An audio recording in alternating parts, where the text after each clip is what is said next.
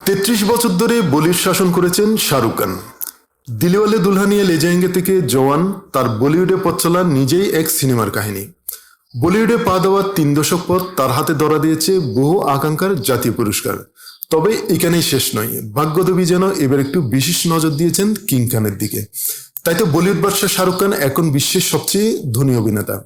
Hurun India rich list 2025 এর বরাত দিয়ে দ্য হিন্দুস্তান টাইমস জানিয়েছে, এই সুপারস্টারের মোট সম্পদের পরিমাণ পৌঁছেছে বিস্ময়কর 1.4 বিলিয়ন মার্কিন ডলার বা 12,490 কোটি রুপিতে। এর মাধ্যমে 59 বছর বয়সী শাহরুখ খান ভারতের সবচেয়ে ধনী তারকার পাশাপাশি বিশ্বব্যাপী অভিনেতাদের মধ্যে শীর্ষস্থান দখল করে নিলেন।